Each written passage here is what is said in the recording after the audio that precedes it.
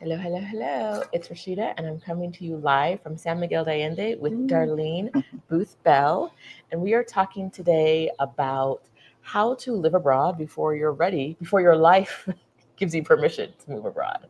Now, I know for a lot of you, that means that you have kids and you're not ready to move yet with kids. That's not Darlene's situation, and you know it's not mine. We're talking about Darlene's situation is not ready for retirement yet, right? Ready to retire, Right.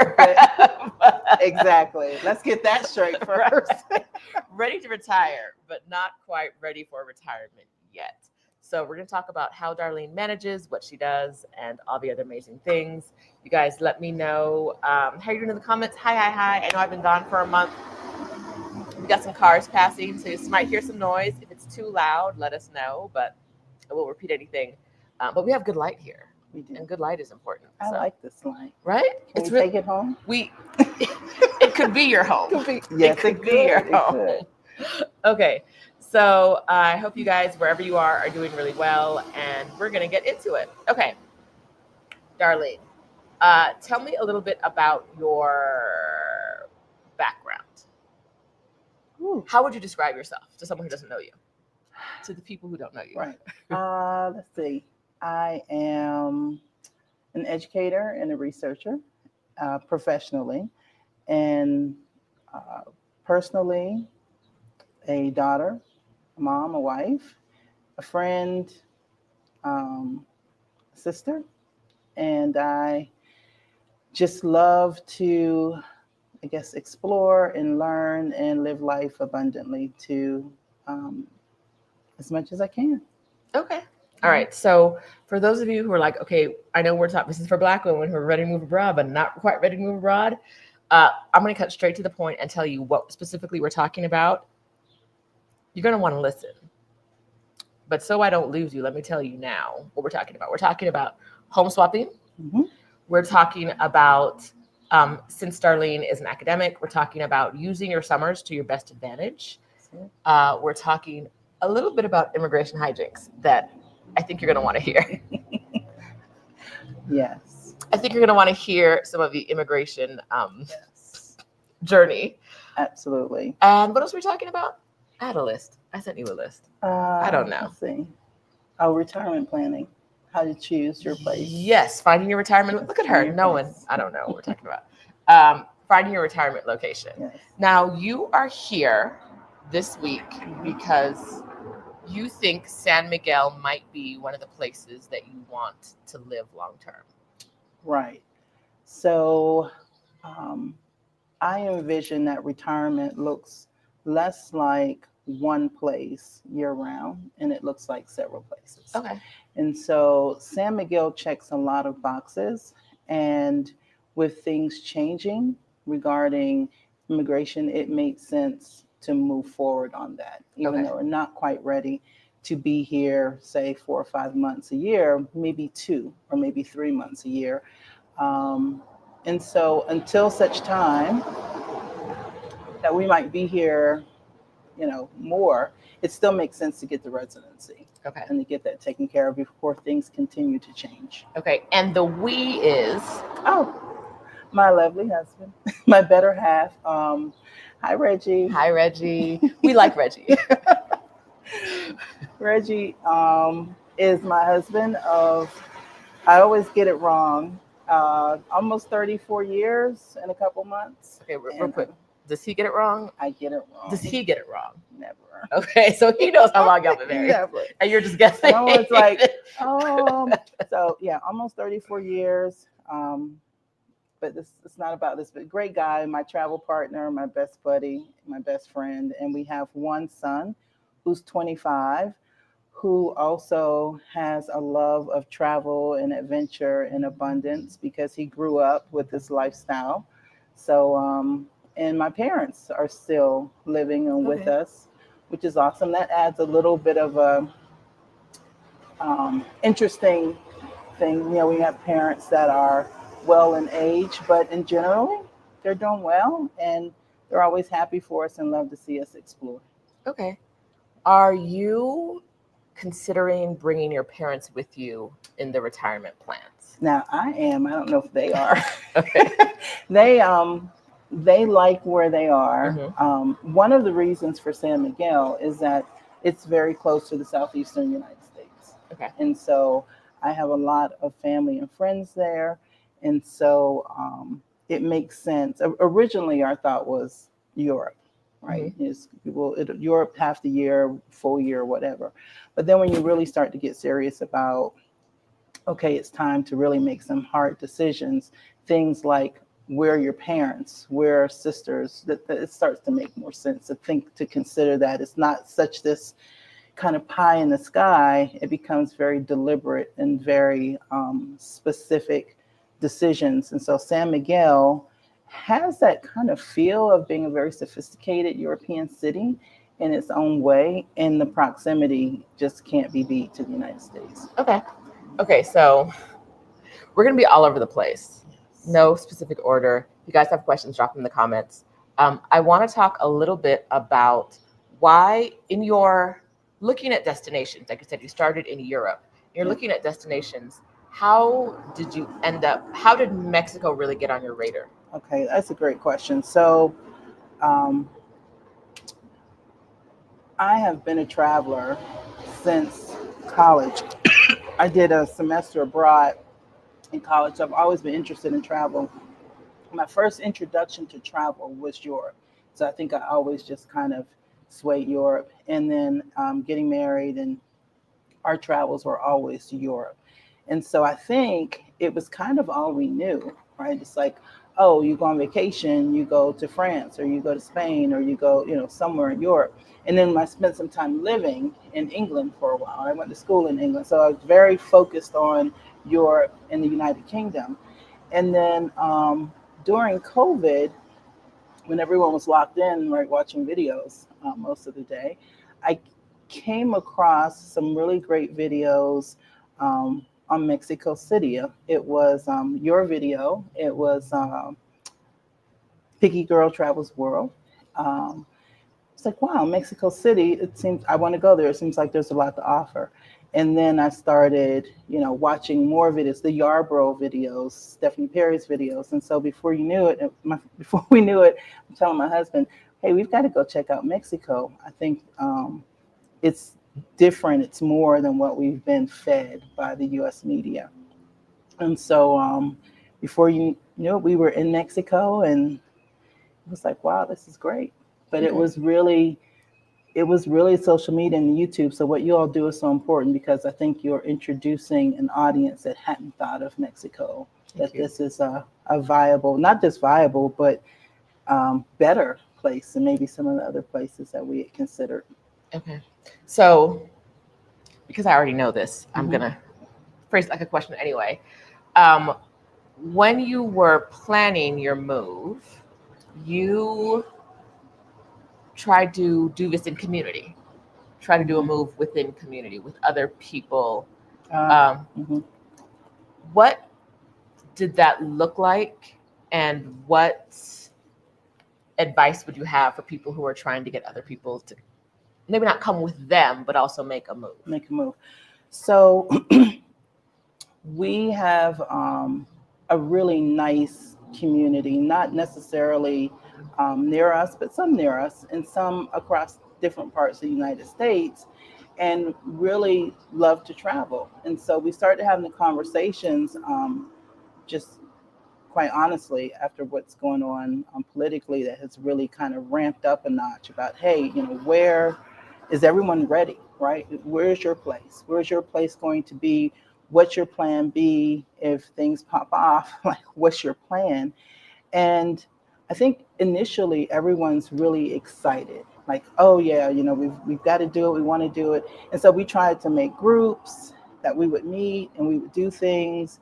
And some people are very enthusiastic, and honestly, some people want to do it, but they don't necessarily, they're not in the right frame of mind and headspace to actually make a move.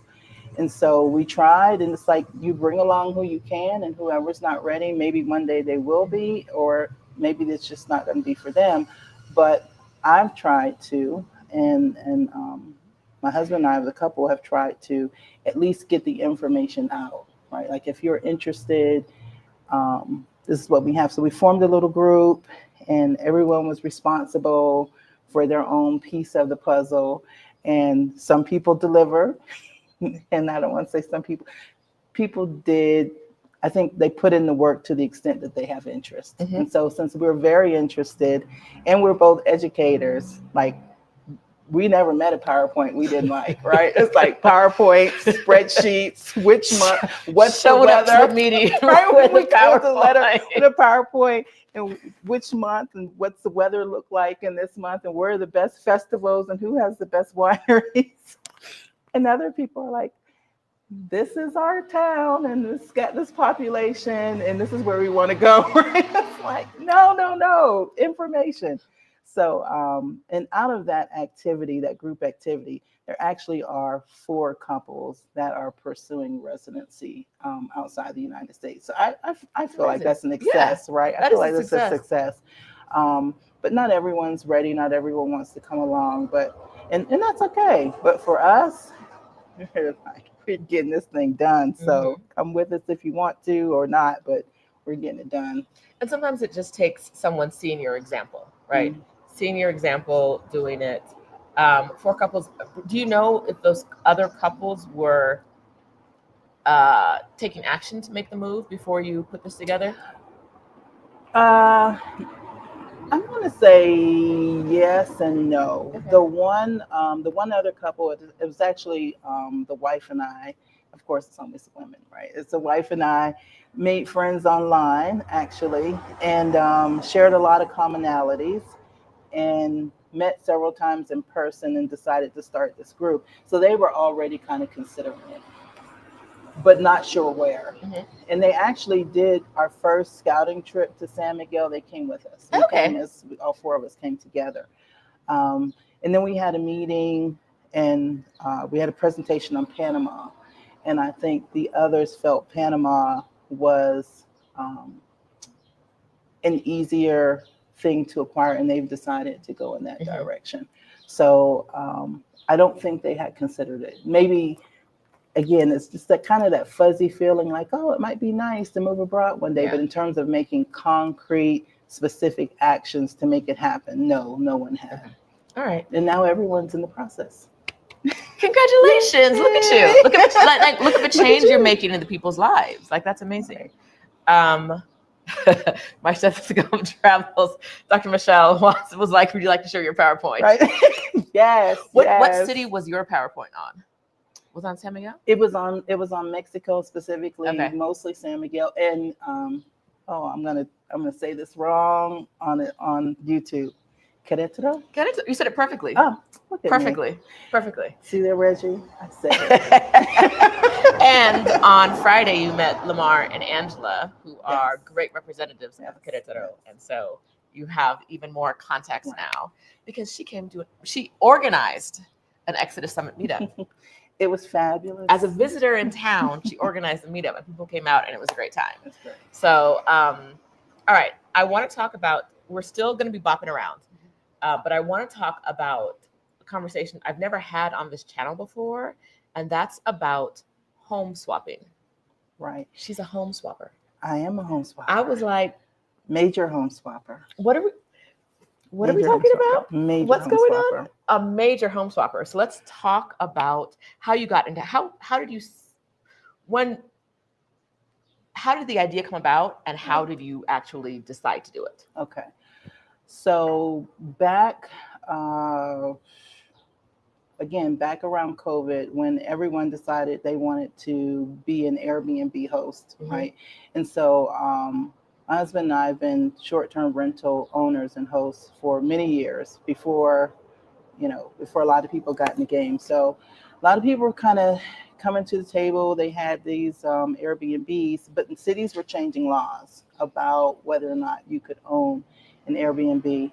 And I was in one of many forums online, and someone said, well, if you can't rent it on Airbnb, you can at least use it to get free vacations by swapping it. Free, where, who, right? oh, say less. Right, Where's right. this site? How do we get on it? So, Like, so what's the word? exactly. All right. So, oh, we can travel. We can do this. So so I, looked into it and joined, because I think at that point it was like maybe $150 a year. I'm like, yeah, sign me up. So we joined, and it's just it's an amazing way to travel at no cost. It's just absolutely amazing. So the gist is, you, without getting too technical. There we go. So the overall program is, you join the home exchange platform.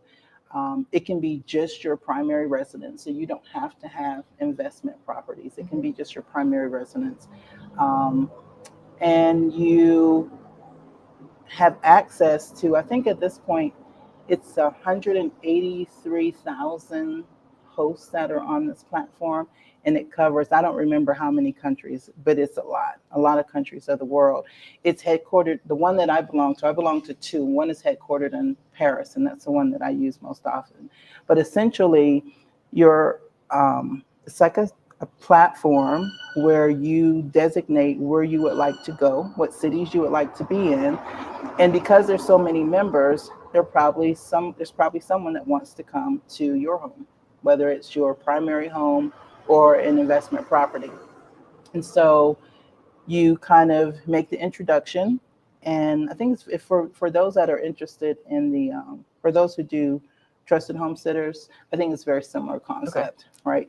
And so everyone has these beautiful pictures because they want you to pick their home, because they want to be able to come to your home. Or you can get something that they call points. So for example, let's say you've got a short-term rental property, and a lot of people do, and you say, okay, well, I'm going to designate 10 weeks a year for swapping. And you get all the points associated with that. Without going into detail, the better your house is, the more points you get. You get those points, and then you spend them to go wherever you want to go in the world. Okay. So, for example, if I exchange our property in New Orleans for a week, that's about enough points, or 2 weeks, that's about enough for me to do 10 days in Paris. Okay. Okay. All right. So we have used that platform to travel really for the last, I want to say, 3 years. Wow. We've done about 80 exchanges, which is really like, we're in the top percentage of exchanges. Like when I tell you we embrace this thing, we embrace this thing. Okay. So 80's kind of crazy in 3 years. It is crazy. Now I thought you had a job, girl. I do have a job. I do have what a are job. you home? So on the side, I've got this W-2 gig. And that is, my husband and I are both professors. So in fairness, our ability to travel for long stretches of time is because we have long stretches of time off. So we have off from essentially the beginning of May to the end, really mid-August, and then long breaks over Christmas. So that's kind of like a privilege and a blessing that not everyone has. But I think some people can negotiate short spurts of time. So while I would love to have a full year sabbatical, that would be great. That's just, right now it's 3 months here, a month there, 3 months here, a month there, and that works for me. Okay, so we're going to talk about planning those trips in a little bit, but let's keep going with The exchanges. Yes. Do you have a referral or affiliate link for the platforms you use? I do, and I will get it to you. Send it to me, and we're going to put it in. Okay, we're about to say the name of the platform, but don't you dare hit the Googles. Don't you dare hit the Googles and do it.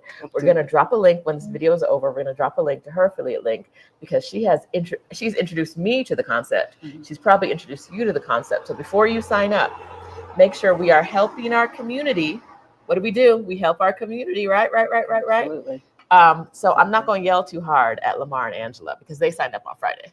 That's fine. That's fine. Yes, that's amazing. Yes, they got a bunch of hits already from people who want to come look at who want to stay at their house. I love it. Yeah. All right. Okay, Stephanie has a question. We love questions, so ask your questions, because Darlene's not going to be here every week. The new platform, the new Rashida's on the Loose, Rashida Dow YouTube situation is not Rashida and Darlene every week. So if you have questions about home swapping, I don't know anything. So you got to ask about Darlene. And I have no interest in doing YouTube. So I'm so sorry, but that won't be me. So now, today, ask your questions. Okay. All right. Stephanie says, most of the time with house sits, you talk to the person before you approve them. Does house swapping work like that too? For some owners, they are very hands-on. Mm-hmm. And I think the more expensive and more, because there are some amazing houses on the platform. Mm-hmm. So I think for some owners that are very maybe new to have someone in their home, they want to exchange several emails. You may have a FaceTime call just to feel a comfort level.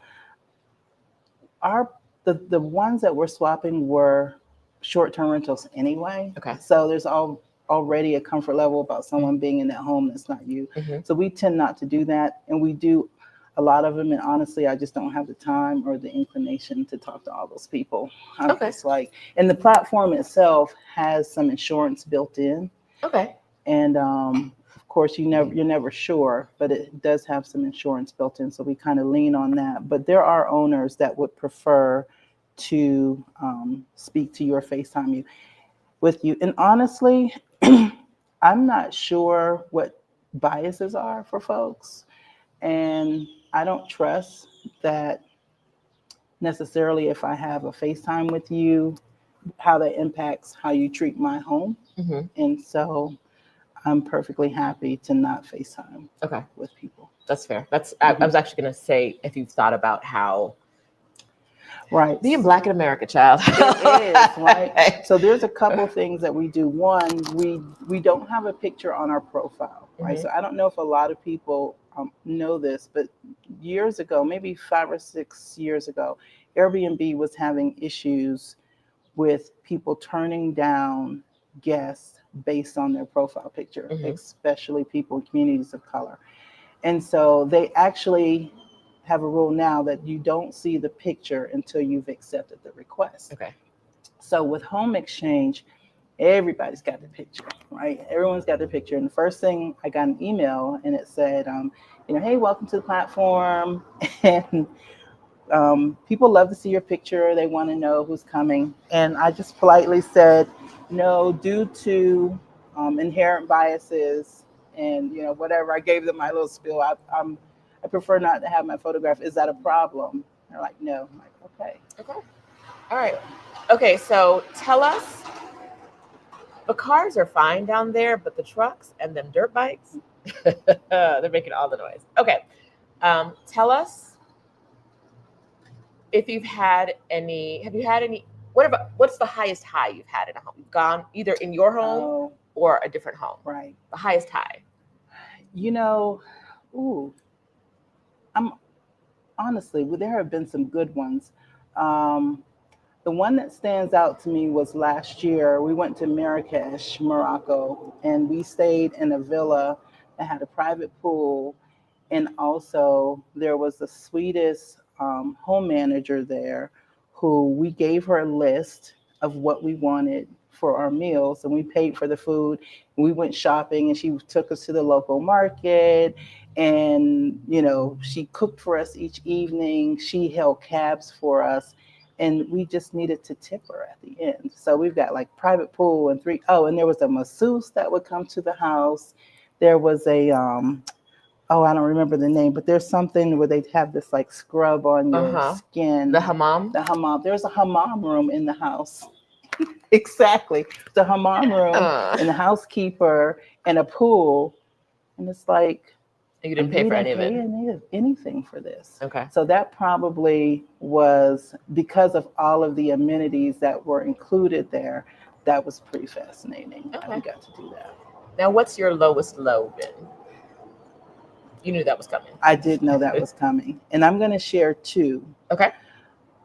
The one low shouldn't have been a low. It was a fantastic apartment in Paris, and we had a view of the Eiffel Tower at night. It had this beautiful villa, beautiful veranda, and the They were growing vegetables on the veranda, so we had fresh tomatoes. It was just amazing.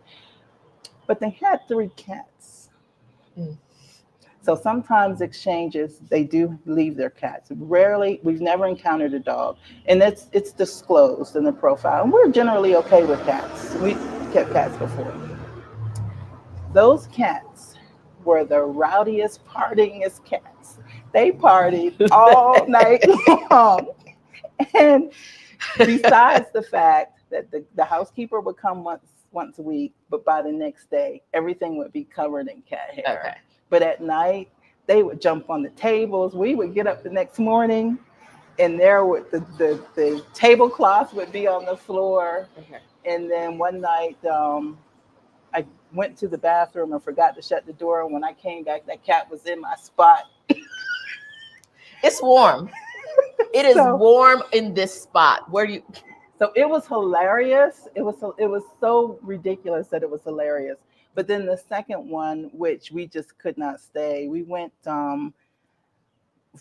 We had people in our house in New Orleans, and so we needed to be in New Orleans for the holidays because that's where we spend our holidays. And we went to a house, and they had lived in Haiti, and they had a lot of kind of voodoo and hoodoo, and I'm perfectly cool with that. But my mother, as a Baptist minister, was not, and it was everywhere. Okay. It was the dolls, it was the books, it was everything, and so we had to check out. Were they black? No, They were not black people. no, they were not. But Black they people. brought back. The entire home. It was like big paintings of devils with knives and the chickens and the whole thing. And we walked in and we thought, there is no way Okay. that my mother is staying here. Okay. So we had to kindly apologize to the owner, explain why.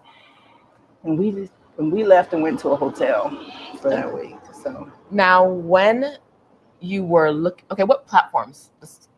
So I'm on 2. I'm on Home Exchange. That's literally the name of it, Home Exchange.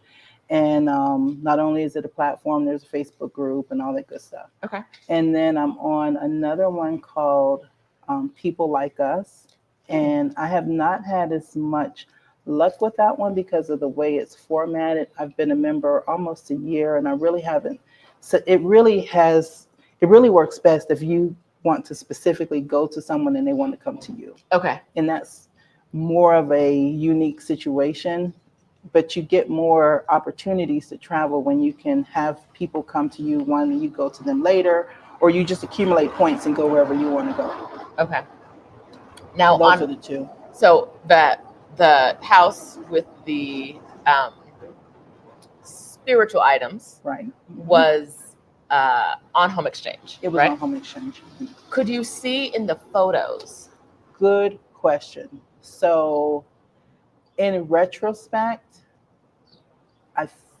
the worst things were not. There were some things, and because I appreciate the Haitian culture and hoodoo culture and all of that, so I thought, cool, right? And living in New Orleans part time, you kind of have to be very tolerant of all different types of things, and so I was all good with that. But when we arrived, it really was everywhere. Okay. The amount of spiritualism, and again, if it were just my husband and I mean my husband's son, we would have been fine. But my mother immediately, like, she wouldn't even get out the car. Oh no! So I was like, but it's not about this is what it's about. She's like, nope, not getting out. You go right ahead. She said, "It's not what God so wants like, for me." Mom That's was not. like, no, my mother's big on, like, I don't want anything jumping on me, and I don't want that spirit. Okay, Mom, what Mom wants, Mom gets. So everyone moving to the hotel. Okay. I love that you were able to pivot and you weren't stuck in a place. Yeah. Right. Always. Lori says her daughter's been on Home Exchange for 10 years. Okay. Use the world. She has seen the world using the platform. She lists her place every time it's gone.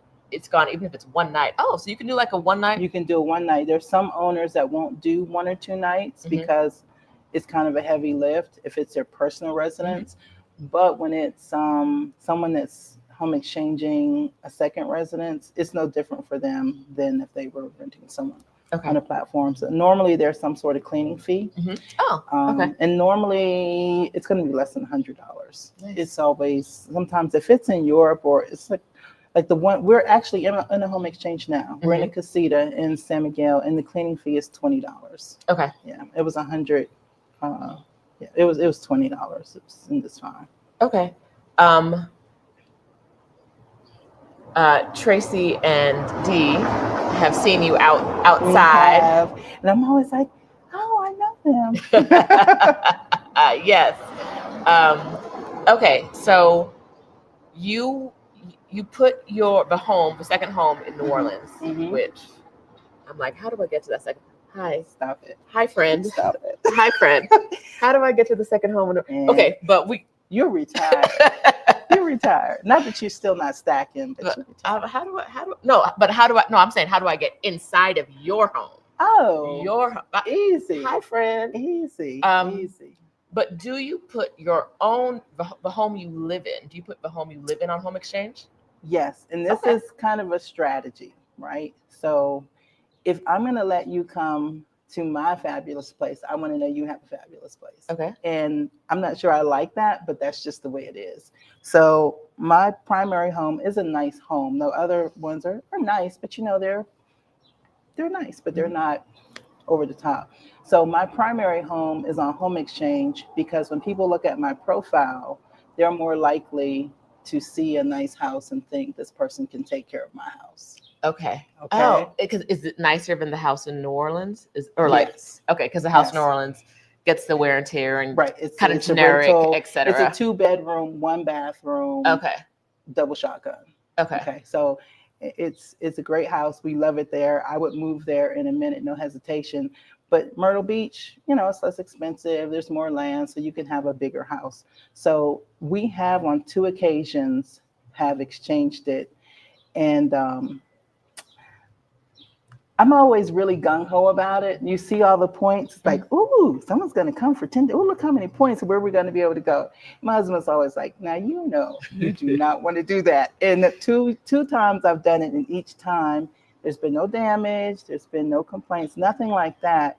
But I'm just kind of on a little bit higher alert. Now, the first family we let stay in our primary residence, we were actually in their house at the same time in France. Okay. That was really cool. We were texting each other the whole time, giving recommendations. There was really a lot of fun. The second one's not so much. I don't like I live there. This is not an Airbnb, right? So it's like, I don't know. It's just a different feel. So you really have to detach yourself a little bit from a property before you're having other people. We did things like literally bought new sheets and blankets, right? So they would not sleep on your sheets and blankets. Yeah. Because you don't know what they're doing. Yeah. Right. So that one's a little different, but you can do it. And we have done it, but that's not my preference. But if the right thing comes, it's like someone's in the Algarve and they want my house for 2 weeks and I can be in there, it's on. Let's go. Come through. Okay. So Myrtle Beach. Yeah. How far are you from the beach? I have a home on home exchange that is about 1.5 miles. But my primary home is about 2 miles from the beach. Okay. It's in a normal suburban gated neighborhood in Myrtle Beach. All right. So it's nice to know that you have rented out your primary property, because that's, a lot of us hold it sacred, right? And you didn't have any problems. You just weren't 100% comfortable. That's right. If you can be 100% comfortable, we actually, so some things about that. Anything that would be highly personal, or we would be heartbroken if it broke, we put it in the office and locked it. Okay. So we have a lock on the door. There's some areas that you just don't feel like fooling with cleaning, like our garage, like the garage is off limits. The garage is off limits. The office is locked, it's off limits. And then everything else they have privy to. You leave a nice letter of do's and don'ts and so it can be done, and it has been done, and most people do it that way.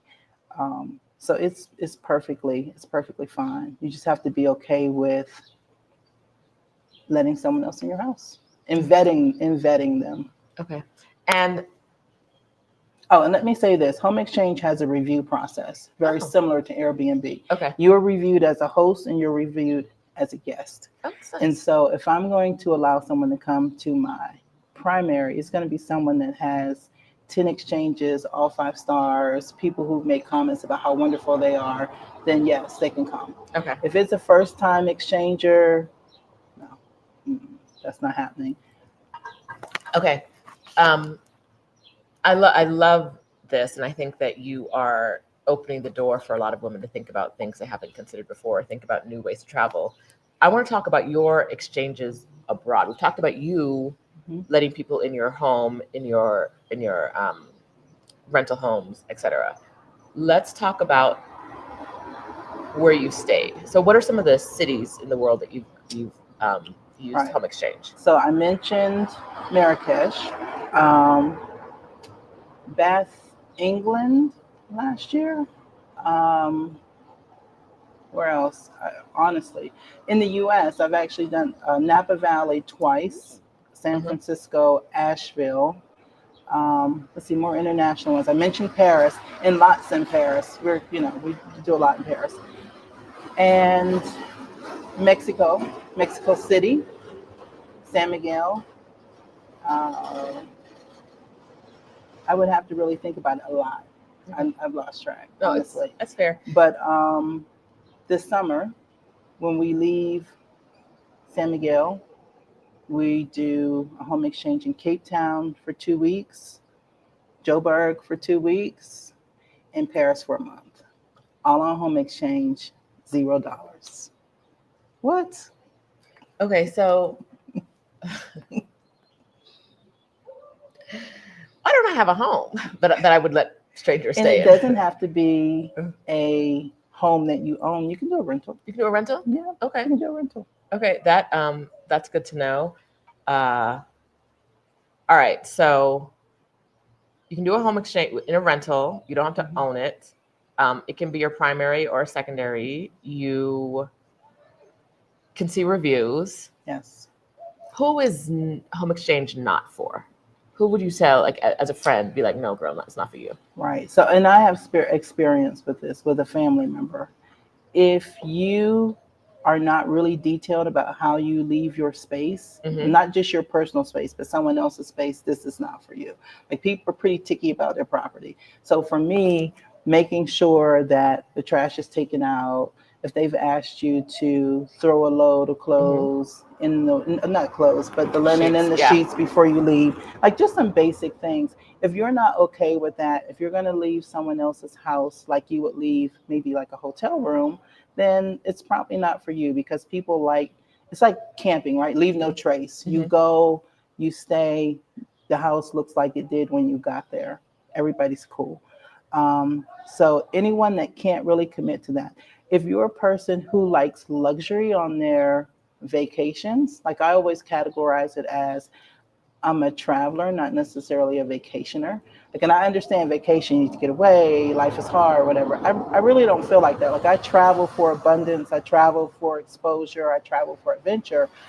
The housing, while it's nice, it doesn't have to be luxurious. I love it when it is. I love it when it's a villa in Marrakesh or overlooking the Eiffel Tower, but it doesn't have to be that. So if you're the type of person where you like to go to a hotel and have your high thread count sheets and be waited on and have the wonderful hotel restaurant and the concierge, if that's how you like to spend your vacation, that's awesome, but that's probably not this. Okay. Okay. That's good to know. Mm-hmm. Good to know. Okay, so let us know if you're considering house swapping in the comments. Because I think some of you guys should. I think this is open. Okay, because some of the places they might leave a pet behind, like a cat, but in most of the Right. places they Most don't, right? places there, and it's disclosed on the listing. It will say whether there's a dog in the house or a cat in the house. And like I said, we've never encountered a dog, but the designation is there for folks that have allergens. Okay. So there could be a dog has been there or a cat, but it will say cat to care for or plants to care for. Okay. And so it's right on the listing. If you, and I think you can even filter for that you Ooh. don't want to Uh-huh. be somewhere where there is a pet. Like I said, we've had, with the exception of the partying cats in Paris, we have not had issues. And I would say we're about a quarter of the listings we've stayed in have had a cat. Okay. So, Okay. So for those of you who want to house sit but don't want to don't want to worry about nobody else's pet, this is a good platform for you. So, okay, we're gonna put the her referral link in the description the minute this is over. So, wait a minute before you sign up, please and thank you. Okay, what? Rewind. You've made friends through home exchange. oh man, have I. So, yes. From what I understand, home exchange used to be really homeowner to homeowner, and they would vet each other and send each other letters and just all kinds of stuff. It was really sweet, but it grew. Like that movie with The Holiday, with One goes to some LA, the other French one goes little to village. yes, Exactly. yes. Exactly. Uh-huh. But as it has grown, some people think more impersonal. I think more opportunities because now people are doing investment properties and second homes. So they may not get to know you very well. But we have made amazing friends. So the couple that we're staying in their casita right now, not only have we made friends with the two of them, but they have introduced us to their friends and they've introduced us to their friends, which is why now San Miguel feels like some place that we could really love because we're coming with a starter community, right? Like, I don't know if that will be our community when we get here, but we're starting from somewhere. We're not starting from scratch. We did one where the first time it was just a regular exchange, and then we stayed again, and then we got to know them better. And at some point, we weren't even exchanging points anymore. It was like, okay, we're going to be away. If you guys want to come, you can come. And now they are living in the Netherlands. They introduced us to their friends in Switzerland, and we're like, okay, we're going to Montreux Jazz Festival. And they're like, oh, we have a home. If you all want to come, what? I don't have many friends with homes in Switzerland, right? I was gonna say, like, yes, thank you. This sounds we like would like yes. to stay in your home this summer while we're at Montreux. Okay. So it opens up not only just the homes, but sometimes, and not always, but I would say of those 80 exchanges, at least 5. I've even had another professor from Toulouse in France. He was an accounting professor as well. And we're now talking about the possibility of my teaching some courses at the university in Toulouse. I love it and I hate it at the same time. Y'all always trying to work. I agree. I This love is that not for ease. you. This I is love not that ease. for you in the This is sense not that like ease. you like I know I can tell by talking to you, but you like your job and you like educating. Yes. So I love that you get more opportunities around the world. And it's something like a home exchange could bring that to you. But girl, sit down. I know. Take a nap. I know. I agree. There's no argument. All right. Okay, let's go back to some of these comments. Lori has a really good one. Her daughter has a 1-bedroom apartment and a studio in South Beach, both constantly occupied on home exchange. Yeah. So you don't have to have a home, right? No. Studio. If you can exchange a studio apartment, right? Absolutely. Like absolutely. We're in a casita. That's a studio. Okay. Yeah. And I know what I was going to ask you before. Okay, you mentioned that you're in the casita, so you're not sharing space with the homeowner. They are in the main house. You are in the casita. Right. But it's an opportunity because you've known them from before, right? Right. So it's an opportunity for you to be in community with people you know. That's right. Without being in their space. Exactly. Okay. And there are a few home exchanges, and you do need to be careful about this. Just a small percentage that are called hospitality stays. When you see that term, that means they're home with you. Often a bedroom and a bathroom of your own, but that is not something that we have been comfortable doing. Some people are perfectly comfortable with it, so go for it, but that's not something that I want to do individually or as a couple that we want to do. Some people really enjoy being hosted in someone's home. when I wake up in the morning, I don't want to see anybody. I don't want to see a breathing.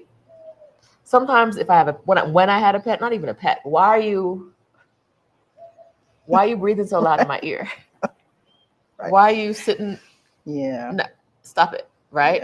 Yeah. And so I know that some people are going to be like, yes, most Yeah, hospitality stays they're right for me, right, but not everyone. not I everybody. did my days in hostels in college, traveling around, and I'm done with shared accommodations. I'm over it.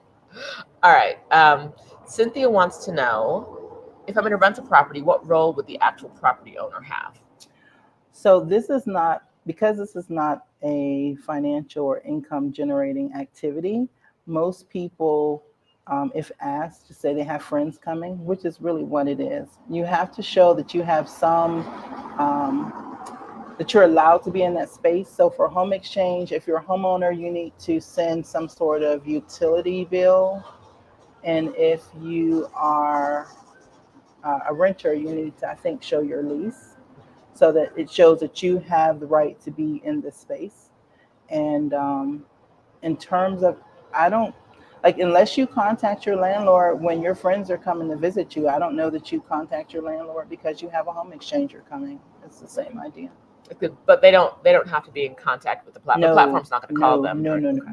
no, nothing All right. like that. Now Ty has another question, which I think we've answered, but let's answer it outright. Okay. For your home to qualify for a home exchange, does it need to be in a desirable area like near a city center? Good question. No, it can be in the middle of the woods. So, like I said, being a, real estate person, I will just have to be honest. The house in New Orleans gets 5 times as many requests as the house in Columbia, South Carolina, right? Then it's like someone's coming to see their kid graduate or they're doing a conference, or you get some of that, but it's not nearly. So you can still do it if you're not in a touristy vacation type place, but there will be less opportunities for you to exchange. So you'll have less points, but you may have enough points to do 2 weeks, right? So a 2 week free vacation is good. It's worth $150, or I think it's 220 now. I think they've raised it significantly, but yes, that is a factor. Okay. If your home is not, if it's in the middle of nowhere, you have less requests, so therefore you accumulate less points. Okay. But it's still possible. Absolutely. I feel like if y'all know I don't like touching my stuff, so I don't know, and I don't have a room where I could lock my apartment's too small to lock away things. Mm-hmm. If I was able to lock away things, they would be able to pick it up until like it would have to be in something they could pick up and take with I them, which is not understand what I want to understand do. that. But yeah, I leave my apartment empty for months at a time, right? And this is For you. yeah, It's it perfect would for be you. perfect for me. That's perfect for you. It's honestly one of the things I've been thinking about doing is getting a place somewhere in the Mhm. world, but it's a little more generic. But I look at mainly as, I don't know if an investment property is the right word, but like second home. Yeah. So it's Mhm. not like a secondary residence. Right. So that, but with the thought being I'm going to be here less than other people are going to be here. Right. Right. And living and using that either as an income generating property, an Airbnb, or something like a Right. home exchange, Right. where if I'm not going to be there anyway, like Right. someone else And might as well be there. right, and that's kind of New Orleans for us. Okay. Because I mean, why? Like I said, it's a double shotgun. So why is the site empty Right. when we're in Myrtle Beach when we could be accumulating points? Okay. Yeah. All right. Is there a typical length of time for the home exchanges? Good question. Also, I'm going to say no. There's probably some statistics on that. People love 2 weeks because in the U.S. We have our short vacations. So I think 2 weeks. I often get a lot. It depends on the city, right? So in New Orleans, we may get a lot of 3 and 4 day requests because people like to come to New Orleans for the weekend and party. But if it's in more of a beach town, it might, with for families, it might be a week or two. Okay. And so it really depends on where it is. There's a special Facebook group for long-term home exchangers, which may be of interest to someone in your situation or others that are watching. And that specific group is for people who want to do longer, like 4 weeks, 6 weeks at a time. And so they may have a work project or just be bopping around or whatever. And so there is a special kind of little Facebook group that's just for home exchangers, long-term exchangers. Do you remember the name of it? I think it's called just that, long-term home exchange, long-term, or Okay. something like that. But I can write it down. On Facebook, look up home exchange Yeah, long term. but I think you and have see. to be a member of Home Exchange to get in. into Okay. any of these. Is it- you need a subscription to actually be a part of any of the groups? Is that Facebook group managed by Home Exchange, or does the admin just check There to make are sure? there are two. There is one that is the official for the Home Exchange company, Okay. and then there is one, and I think it's like Home Exchange for English speakers or something. Because again, the base of Home Exchange is in Paris.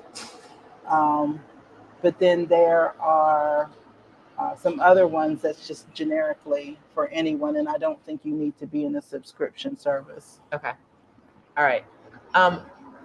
Valerina asked a question, but I'm gonna rephrase a little bit. Sorry, Okay. Valerina. Valerina asked, "How often do your parents travel with you?" But what I Mhm. think we should be talking about is, on these home exchanges, do they have limits on the number of people who can stay in the home? Yes and no. Okay. So the real answer is no. The home will tell you how many people the home is suited for. Okay. Now, and I hate to get overly technical, people do, it's like Airbnb. It says sleeps 10. Normally, that's some people on the sofa, Right. and you don't want to be living like that. So you want to pay close attention to how many bedrooms and actual beds there are, and they actually list what size the beds are. So, no, there are not limits to the number of people.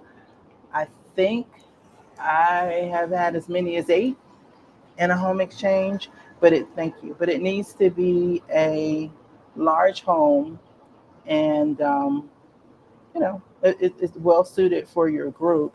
There are people who prefer smaller, like if it says 5 people can stay there. I think if it's mostly on sofa beds and stuff, they're probably not going to accept your exchange because they really didn't mean for you to bring 5. Okay. All right. Ooh, y'all got the questions, and I'm glad you're asking them now, because like I said, don't be in the comments afterwards asking questions, because I don't have the answers. I don't know nothing. All right. Jacqueline wants to know, how do you set up cleaning at a property that you don't regularly live at? So Awesome. you've been a short-term rental owner for a while, so let's talk about that. So you really need a short-term rental cleaner, because that type of cleaning is very different, because they have to keep the toilet tissue stocked, and they have to make sure they look under the bed, and they have to look, it's a different type of cleaning. So you will look for a cleaner that has experience in short-term rental terms. Or if you're nearby, you could do it yourself, but I don't want to be doing that. That really is work. But yeah, short-term rental cleaner, and well vetted, obviously. When you have let someone in your primary home, Mm-hmm. have you had a cleaner come in before you come home? No, actually. Okay. I wanted to clean it myself. Okay. Yes. All right. Now, And in the way home exchange is, they're supposed to leave it like they found it. In both cases, they really have, and even to taking the sheets off, taking the towels. We've really had hosting Airbnb and hosting home exchange has been night and day. Airbnb, generally it's okay, but people have no problem destroying your property. Home exchangers are just a different group. Their home is on the platform. They have much better respect for your property.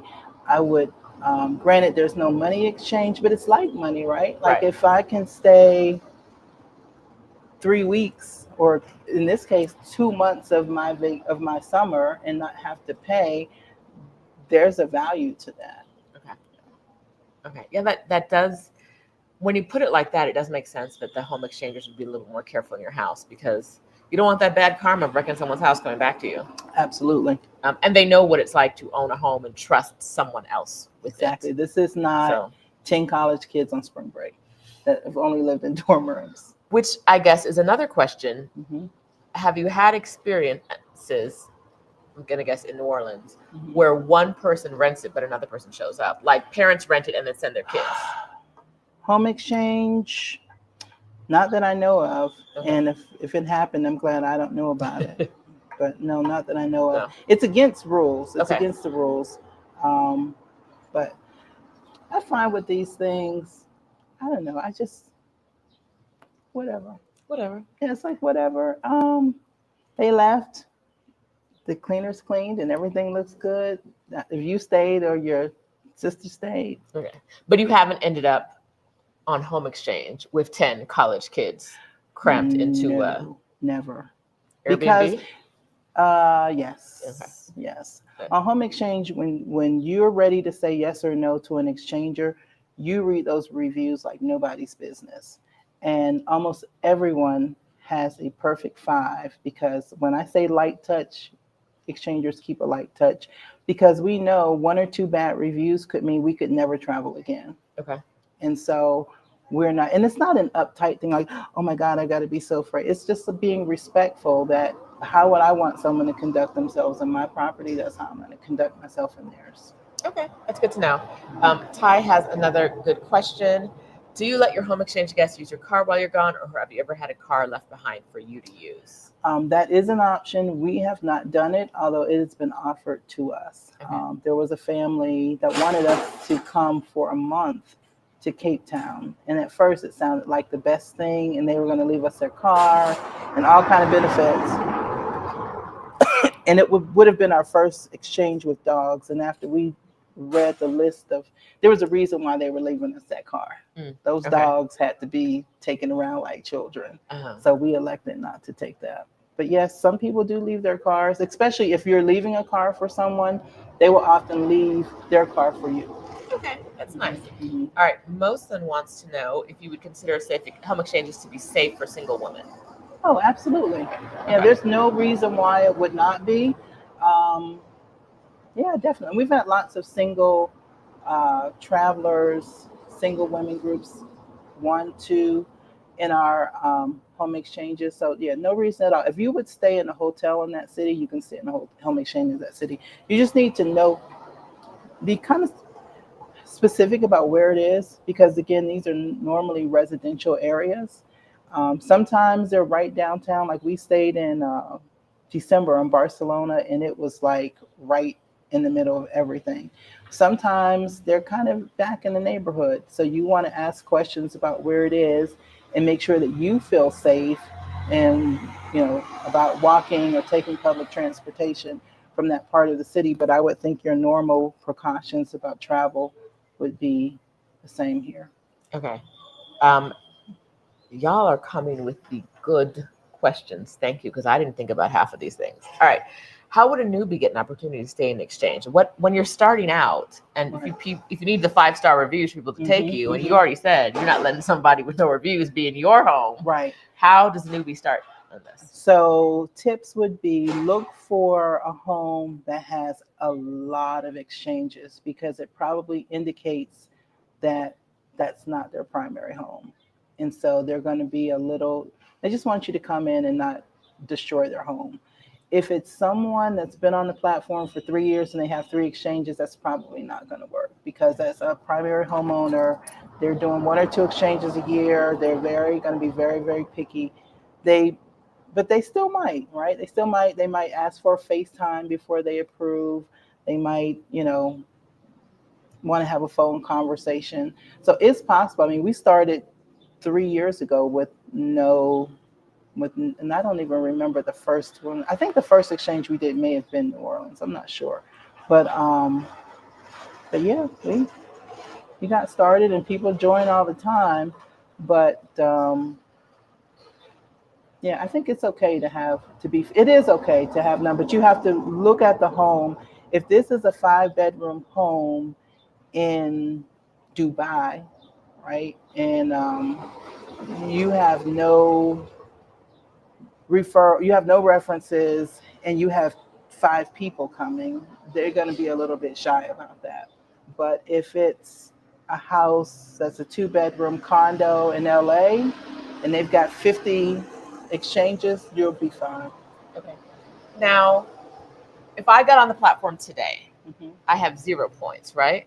You get some for signing up. Oh, I do. Mhm. Okay. So would that sum be enough to do an exchange, or would I need to let someone in my home before I could get in someone else's home using points? It depends. Some homes have very few points. Mm-hmm. So if you chose, what they don't want people doing is joining home exchange to get a free vacation. It's considered not in the spirit of Mm-hmm. home exchanging.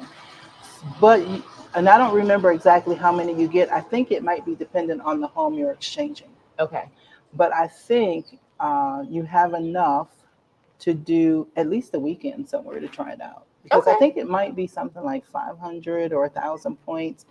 You have points in homes that go from about 75 or 100 all the way up to like 400 points. There are some real mansions. And they even have a whole nother, and don't fall for that. They have another program that's for your really, really high end homes, but it's much more expensive to join. I think it's like $1,200. And the people who are in it are saying they're not. I mean, I Getting. don't work for home exchange. And at this point, the referral code is minimum. I think I get like 250 points. So call it like a night or two if someone joins. So, but those houses, and they're not called elite, but it's something like that, have a lot of points Okay. to stay there. Okay. Um,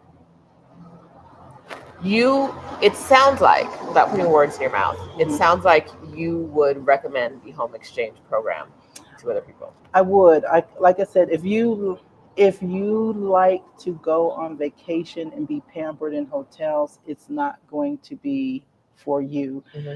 I would prefer to stay longer and experience more Yes. and then go and have wonderful experiences versus all of my money be in where I'm Hmm. staying. So I would recommend it for those who just like uh, traveling and they can save money on where they're staying. They're not Airbnb. Most of the time, this is someone's home. Someone lives there. So you're going to see their family pictures on the wall and their sheets might be mismatched. And if that's going to drive you crazy, then it's not for you. Okay. So you do need to kind of put it in perspective that in most cases, this is someone's home. Their food's going to be in the cabinets and maybe in the refrigerator. Their clothes are going to be in the closet and in the drawers. And if that freaks you out, no. Okay. But if you're cool, like I said, we're just kind of like, yeah, whatever, then yeah, Okay. it's a great way to travel. So it sounds like you don't have to do a lot of adjustments to your own personal space before people like I would Right. imagine like clearing out the closets. Right. Right? You don't do No. okay. Mm-mm. Okay. Totally. This is like, again, I'm aging myself, but before Airbnb, we did VRBO, Hmm. and you would show up and it would be just that, clothes in the closet and clothes in the drawers and food in the refrigerator. So we were kind of already accustomed to that because we were so early in starting to use short-term rentals. Hmm.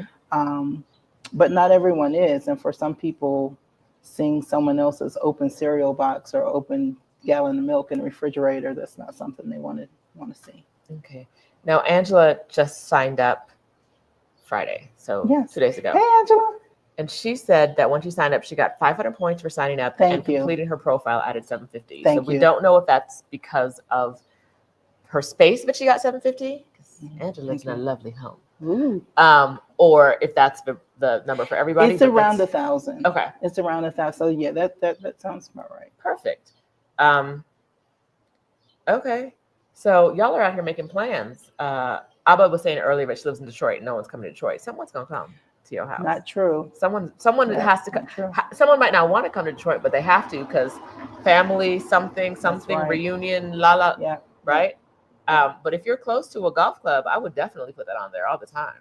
Yeah. Again, it's 220. I have a friend who signed up January. They came with us to Mexico. We went to Mexico City. We came to San Miguel. They liked, staying in home exchanges. They liked the idea of it. She went home. She signed up. She has a condo. Someone booked it for 2 weeks, and then she had her points from when she joined. They went to Puerto Rico for 10 days, and they got some more points, and they're spending June in Panama. The whole month? The whole month. On points? On points. I'm now rethinking my stance about not sharing my space with strangers. I feel like they should be paying me at this point. Which is why I'll be going to drop your affiliate link in a little bit. And we'll send them this video, home exchange. Hi, Darlene would be a great spokeswoman. Okay, so especially because you're in the top percentage of users. Yeah, they give you a report at the end of the year, and we just laughed. We were like, we are just killing this thing. Like, talk about a hack.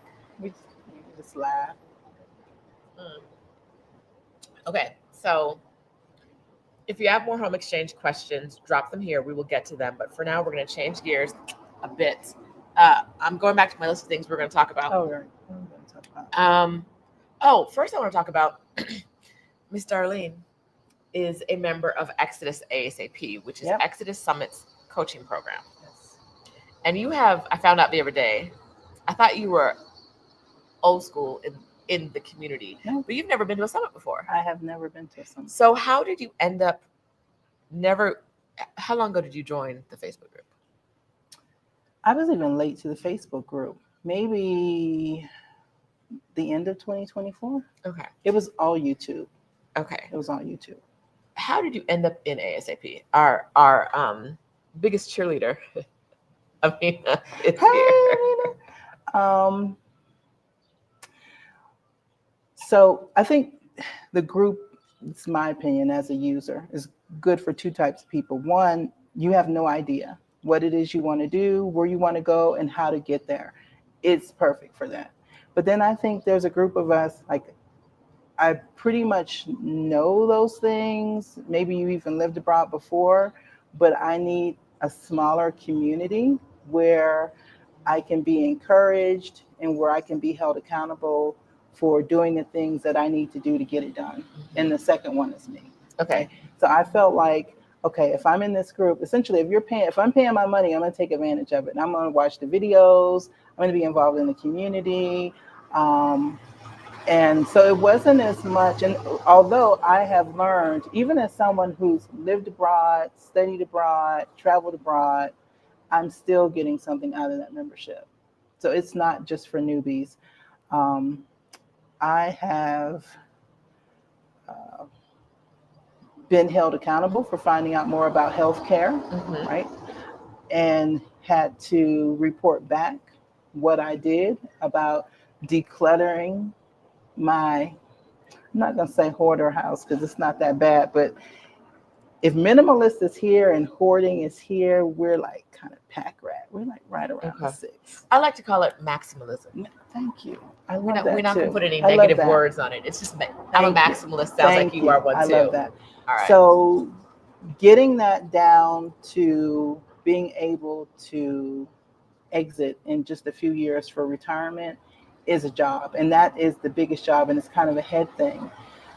So with being accountable with the groups and getting tips, like I'd never heard the term body doubling. And in one of the ASAP groups, we talked about that, what that meant and how that was helpful. And I immediately put that to use and I immediately started decluttering things.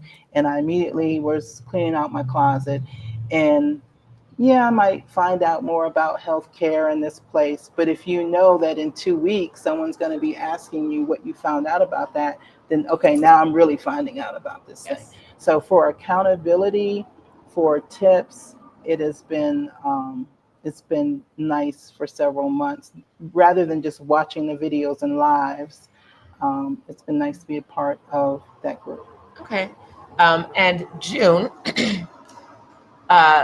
May was budget month in Exodus ASAP. June is decluttering month. And so our focus this month is on decluttering. And that might sound like, why would I need to join a membership just to declutter my house? I ain't paying nobody to help me but have you done it yourself? Right? Exactly. You've been wanting to declutter for years. How many years have you been thinking about all the stuff around you and what are you going to do when you move out of this house to the next house? What are you going to do when you want someone to come? You want to do a homestay, so you want to exchange, but you got stuff piled in corners. It looks a little crazy. How are you going to be able to pack up and move to another country? Join us in Exodus ASAP because we will be having decluttering sessions together. I'll be decluttering. Nice. Stephanie doesn't have any clutter yet, but we're going, Stephanie, I know. I'm giving her homework right now. Stephanie's going to be working on online stuff, on digital decluttering. Well, we're going to be physical. That's your work for the month of June, Stephanie.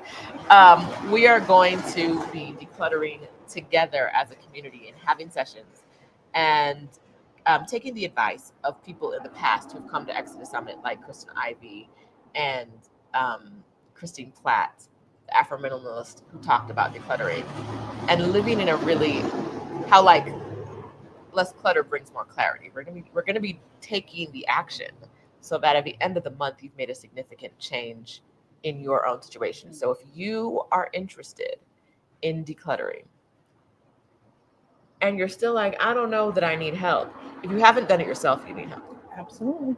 Whether that's accountability, whether that's body doubling, whether that's just being in community with people who are doing the same thing at the same time, you need community. So come on through. And then if you join Exodus ASAP, you get to watch all the sessions from prior months that all the coaching that's been done in there for the past over 6 months. We're at 6 months now. So you'll be able to see that. Reggie, le husband, is an unofficial member because apparently he'd be in the background like, what y'all talking about? He's in the background. We're out to dinner with friends. He's quoting Stephanie Perry. Like, let me tell you about these crabs in the bucket. See, the bucket, it's America, it's the bucket. Stephanie Perry on Exodus. It's like, look at you.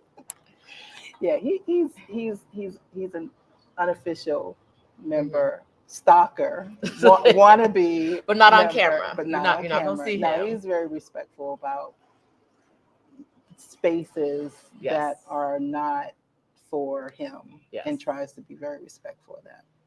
So June is Declutter Month, like we said. Come hang out with us. It's going to be amazing.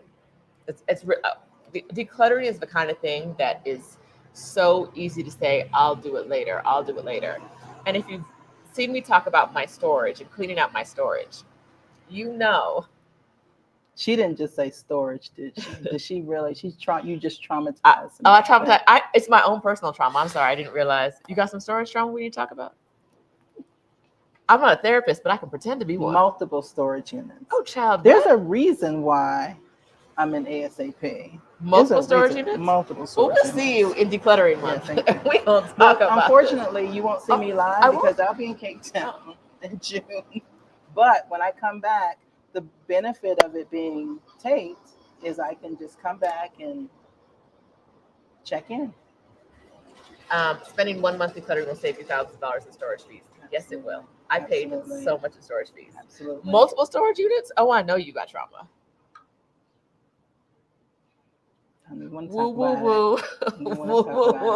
It's like you move, and what doesn't fit in the house goes in the storage, and then you never go back for it. And it's just sitting there, you paying for it. You never go back. And then when you go back for it, you're like, why did I even keep this? I literally have the love seat where the sofa is broken in another storage. Because one day we're going to fix that sofa, and then the love seat is going to be in this storage, and we're going to put that in the rental. 5 years, love seat in storage. What kind of foolishness is that? And there's the sofa in the rental already, isn't there? Of course there is. And when there was time for the sofa, like, we don't have time to get that sofa fixed. Just get one off of Facebook Marketplace. Don't be like us. Don't do that. Come, join up, spend 1 month with us clearing it out. And you will say, listen, the 1 month, that's pretty much, the 1 month fee for Exodus ASAP absolutely is a tiny bit more than what I paid for storage every month for 6 años. I think 6 I years. have 3 storage. Child. Save me. Amina says, isn't there a whole show about abandoned storage units? Yes, but she might have something she likes in her storage unit, so you're not going to abandon it. No. Mm-mm. No, don't be crazy. There might be 1 or 2 things. One in or there. 2 things that still hold some value. All out that of a fabric I screen. was dragging home from different trips that I was going to sew something with one day. I have a whole storage unit that's pretty much fabric. But you can't get rid of it because you got it on vacation, Right, and and it's you might special. need it, You might need yes. it for something. Yeah. I bought Anybody need some fabric? I bought fabric for curtains for my kitchen. Same. I don't sew. So 10 years later, Yeah. when I was moving out, I was like, I guess I gotta do something with this fabric because I never had curtains on that Multiply kitchen window. that by 10 because I do sew, and if anyone sews, they Ooh, know that if yes. you're a sewer, you collect Yes. fabric like crazy. So each storage has a purpose. So don't do that. Don't do that. Don't do that. Join Exodus ASAP. Yeah. We will help you do that. And you'll be in community with women who you may see around the world, because Darlene was here with Danielle at immigration, which leads us at Immigration in San Miguel. Oh, by the way, health coach for culture said a little bit ago, where did you go? I saw that you say you were in here a few months ago. Where did you go? I need to find that comment. You've been having good comments, and then I lose them. I was in the second group, and now I'm picking up my keys in San Miguel today. Congratulations. We are in San Miguel too. Yep. If we look like people you would like to hang out with, be in our community. Send us a message. Health coach for culture. I know who you are, but your name is escaping me right now because you were in Get Your Next Clients inside the program. Awesome. So send me either an email or DM me on Instagram, and we'll see if we can all connect. Since our Exodus ASAP sisters are here, let's see if we can connect. I know it's a big day. You're getting your keys and all, but if you have time, congratulations for us, yes, that's amazing. You'll be getting keys soonish. Yep. Soon. Once you get your residency. Yeah. It's Angela. Shoot me a message somewhere if you want to. All right. I don't know what this is in relation to, but yes, we bring facilitators from other countries to help women who are moving abroad. We've brought in facilitators so far from Mexico, from Panama, and from somewhere else. I can't remember where. And you have a facilitator here in San Miguel. I do. Who was helping you. You went to the Philadelphia consulate, right? Right. And you and Reggie, le husband, did your temporary residency documents there. And you got approved for temporary residency in Philadelphia. Right. And then when did you do that? I think April. Okay. April. Okay. Yeah, April. Now you plan your time. You coming down to San Miguel. You got your facilitator. Because I'm a resident. Right. We planning an Exodus event to celebrate. You got your man. You got your residency. Danielle, you got your friends. And that little thing in my passport. Yes, the sticker in her passport. You are good to go. But it's hijinks time. So walk with us, please. Yeah. As we talk about. Right. Without too much. We've already hit some trauma nerves today, so we're gonna try to keep it light and fun. I appreciate it. When was your first appointment at immigration? Let's back up a second. Let's back up a second. Philly. Yeah. How was the process?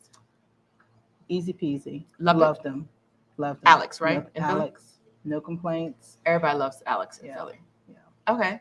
So the shortened version is we were here in March and we were going to do the other process. And while we were here in San Miguel, that was canceled.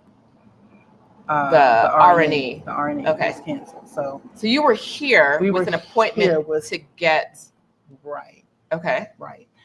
Because we'd had so much trouble in the U.S. getting an appointment. We're nearest to Raleigh-Durham. That website is a hot mess. So trying to get an appointment, WhatsApp, just a hot mess. We tried New Orleans. It just wasn't working out. we were in San Miguel. Hey, let's do this other process. We spoke to a facilitator. They said, this is the next appointment. Great. But then it got canceled. We're like, okay. The RNE as a program. As a program. And that was a program for people who would overstay their visa. Right. So we were working on this overstay. We're just waiting out to the day we were overstayed. Mm-hmm. So we go back home, and I think in ASAP, actually, someone mentions Philadelphia and how great it had been. So, of course, I emailed, and I did the translator. I even emailed him in Spanish. I don't know if that worked at all, but I did it anyway. Okay. I was so desperate. And I got an email back like the next day. I was shocked. And it told me exactly what I needed to do, bullet points, very specific. The next day, I sent it back. I had an appointment like within 48 hours. It was, compared to what we just done, it was amazing. It was amazing. So we flew to Philadelphia. So simple, so easy. It was none of that thing that people talk about. They got there and then they asked for something different, or they changed the rules. It was exactly what they said it was going to be. And within an hour of that, we had it and booked our trip here to San Miguel, because this is the easy part, right? You just show up and you've already been approved, and they give you your card. You just show up, your little photos, a little fingerprint, a little here, hi.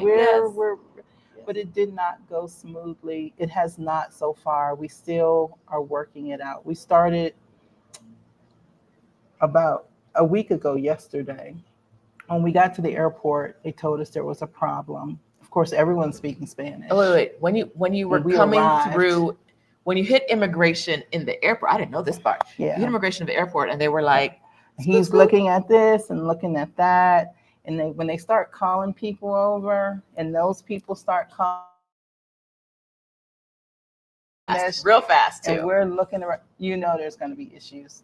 So after so many people came over and lots of pointing at the computer, they tell us to go in the back room, which then I'm like, oh, come on. The back room? Come over here with us. In immigration? No, thank you. I don't like that. So we go over, more Spanish, more computers, more people come over. They have assigned things that we have no idea what these things are saying, other than, what you going to do? Sure. Right. Sign it or leave the country. Exactly. So, okay. So we signed them. We show up on Monday for our appointment. Showed up at immigration in San Miguel Okay. And when we first sent everything to our facilitator, as soon as we finished at the airport. So we go on Monday, and it's more of the same. And it's a really simple clerical error. That's the frustrating thing. It's a really simple thing on their part. At this point, do you know, when you're in immigration at the airport, do you know what the clerical error is? Do you know what's wrong? They can kind of explain it to us, but we're not sure. Okay. We're not sure, but we think we understand, but we're not sure because we don't know the language. Right. And so we're not quite sure. And even Monday, we weren't 100% sure. It wasn't, so we went Monday, they told us no, and I think we went back. So they said, okay, just wait and we'll let you know. So finally on Thursday, we contacted the facilitator. I'm like, hey, what's going on? Because we're going to be leaving next week. And we go back on Thursday and they say no again. And we were like, okay, please explain to us what the issue is. And it really is clerical. It's like a registration number has been duplicated. And so they said, okay, come back tomorrow at 2. So we think they've got it. We go back Friday at 2, no. And that we were there hours on Friday. So what is it when Stephanie says, hi, friends of the future? Friends of the future, I've got my residency now. She does. Not to worry. In the future. In the future. As of today, but no. Today, I do not. We're future hoping friends, yes. Monday. Okay. And if not, then a lot of things are going to have to change with and so in the side note, as the officer was getting quite frustrated about the situation, she did say to me, she said, Mexican law says you have to be here 20 days for this process. And I'd never heard that before, or we would not have booked a 10-day trip. And almost everyone I've ever talked to has been like, it's a day or it's I've 2 days. Never heard it take more than 2 days. Exactly. And usually 2 days. 2 days is like our printer was down, so you have to come back tomorrow for the cards. Not you need to be here for 20 days. Right. No one's here for 20 days to do this process. But when they've made a mistake, Exactly. the law says you need to be You here should for be 20 here days. 20 days. So we were reprimanded for that. But I'm hoping on tomorrow we have a that's been resolved, and if not, we'll pivot again. I mean, you just, and I said this.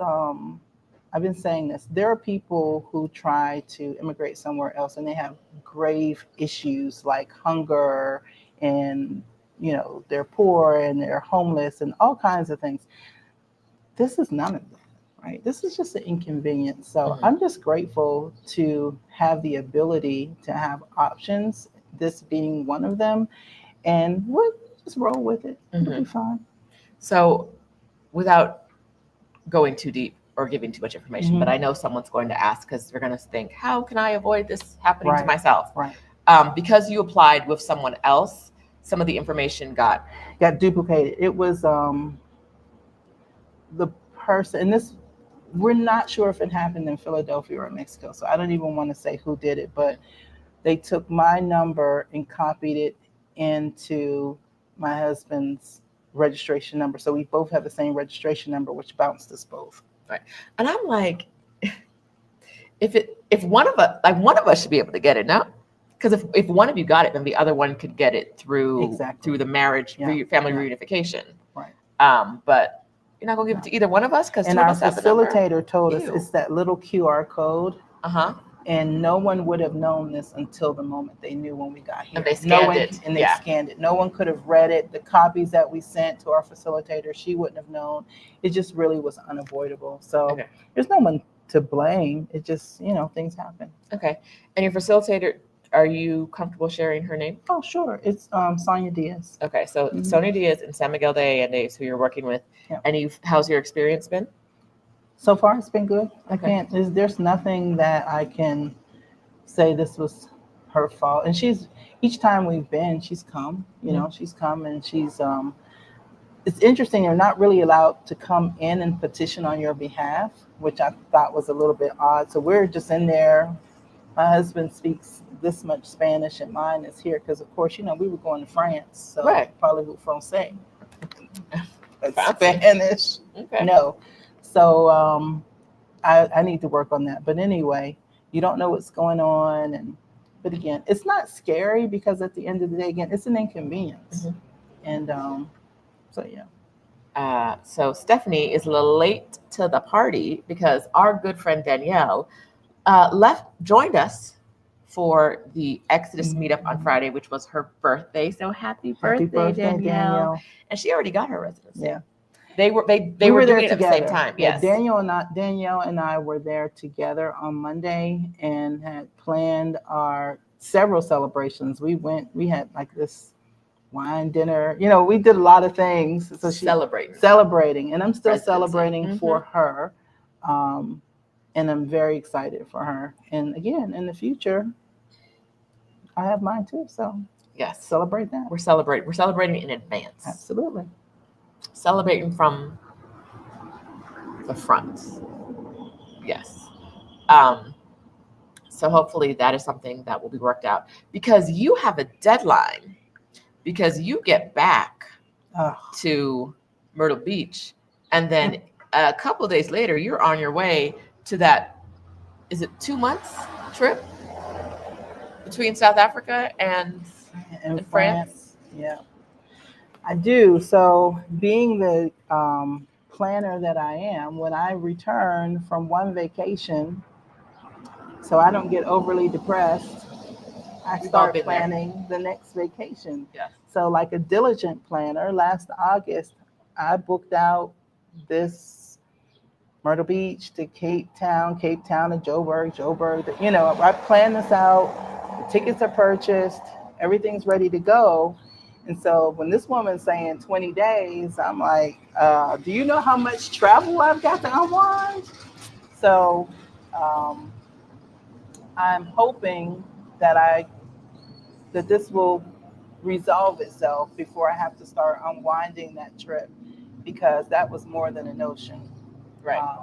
But even that, right? It's like first world problems. It I have to is, rearrange but my it's trip. still a problem. It is a problem. It Right? is a big problem It's still a because problem. I've got to try and change up travel insurance issues that Mhm. have to be documented and all kinds of things. So hopefully not. Okay. I had. Uh, let's talk about how, as an academic, you plan you and your husband. Mhm. Are you taking your son with you for any of this? He normally joins us for a couple weeks. Okay. Yeah. You and your husband make these plans and travel for the summer. So someone like Joanna, who just showed up in the comments, hey Joanna, who was our inspiration for working for 6 months at a time and then taking Mhm. months off. Mhm. This is for you. Yeah. You are a teacher and you can get a summer off or a long break and not have to work. This is for you. You are making these plans and going for months at a time and then coming back to your real life. Right. Your home base. We'll call it My your home base. Absolutely. What tell me how you go about planning these trips, especially a year in advance. So things that, I kind of sort of have a bucket list of places that I would like to go. I'm fortunate that hubby really don't give me no backlash. It's like, we going here. He's like, oh, that sounds Okay. great. Right. So that's part of it. Google Flights. So Google Flights, when you put in your home base and you put in the month you want to go, in that thing that says anywhere, and you hit return, and it shows you the airfare. That's helpful because maybe I want to go to, I don't know, Morocco, and I see that the flight to Marrakesh is half as much as Casablanca. Right, that might make me help my decision. I'm looking at home exchanges to see uh, if a city has home exchange. If so, how many? Does it look like it's prolific or maybe not many? Um, Sometimes I look for off season because that's a way to kind of leverage your funds while you're going to be there, less crowds. Like I said, we went to Barcelona in December and it was beautiful. It's a low season, so you can't go to the beach, but the Christmas lights were beautiful. Everything was decorated beautifully. And that was a Google search, anywhere. Oh, Barcelona, boom, we're going. So that's part of it. Here recently, it has been, where might we want to land? And so our trips are getting a little bit more specific because it's cities in Mexico, cities in France, places that we may want to retire. We're taking this time to scope them out. Okay. Yeah. Okay. But first the home exchange and then the airfare.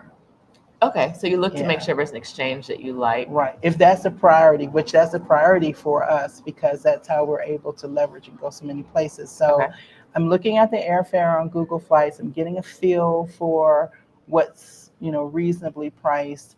And then I'm going to home exchange and seeing, does it look like that might be a possibility?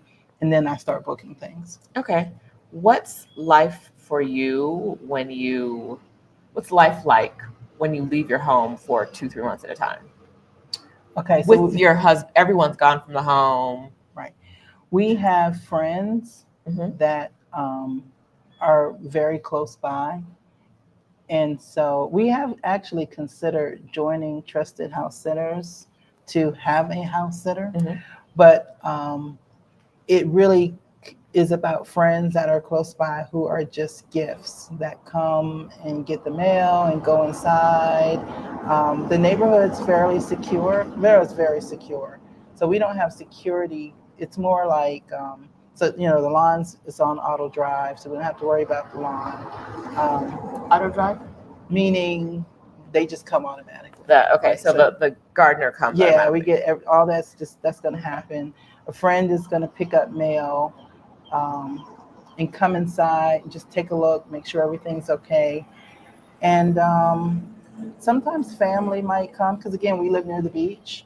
So we have family who want to come and enjoy the beach. In the summer, they might come and stay a week or two just to enjoy the beach while we're gone. So it works out. It's worked out. Okay. What? And our friend, if we have any mail that looks like it's really critical, she's kind of learned, and we give her permission to open it and scan it to us.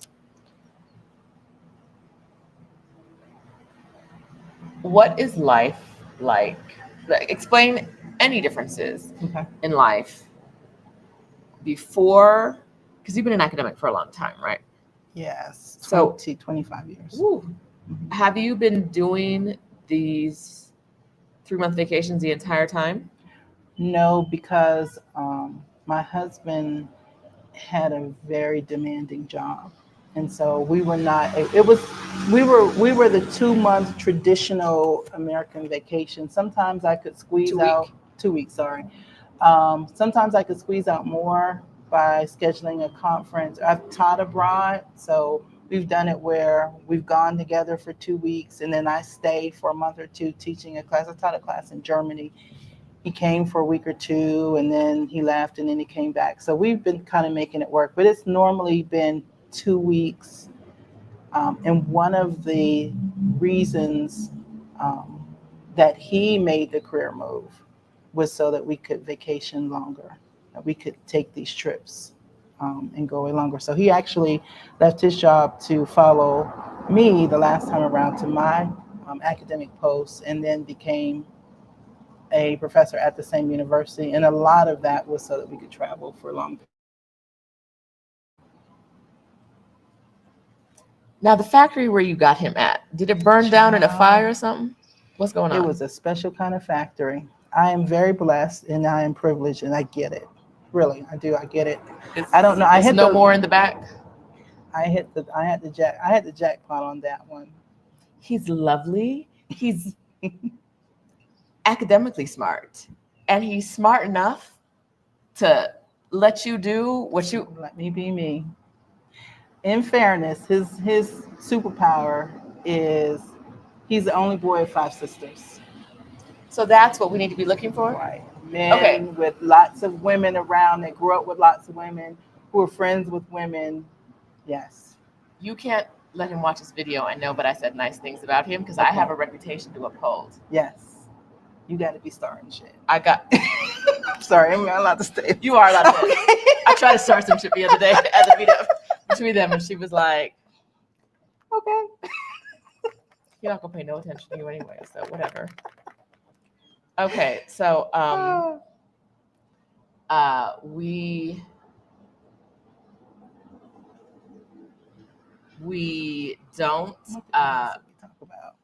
don't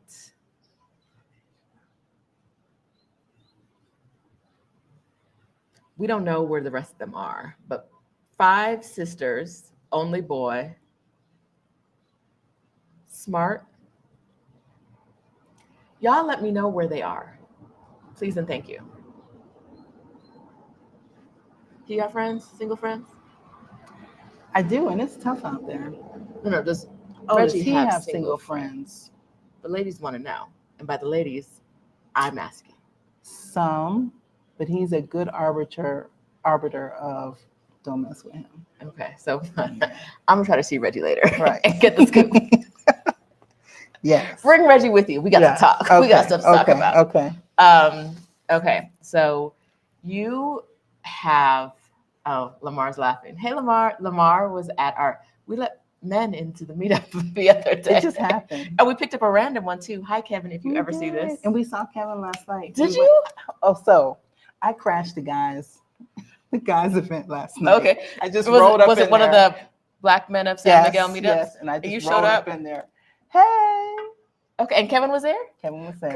Good. Okay, we when we were at our meetup, two people turned a corner, and it was a Black man and a white woman. And the white woman said, he just asked me where all the Yeah. Black people in San Miguel are. And then here you guys We are. were. Because there were like maybe 12 of us there at that time. And he's visiting. That's a friend of his. And he sat down and hung out with us, Kevin. Lovely, lovely man. Yep. And it was so nice to kind of be able to help someone a little bit with just some information, etc. Right. And that's the power of meetups, right? That is the power of meetups. Even people outside the community who don't know we exist can get some benefit from seeing us en masse. So, yes, it was amazing. Great. So yeah, he's made his decision to come. He's going to come? Yay! Okay, that's good. That's good. All right, so you plan these summer trips, and Reggie says, "Girl, whatever you want to do, whatever you want to do, Do you? I'll be there, Mm-hmm. moving the bags.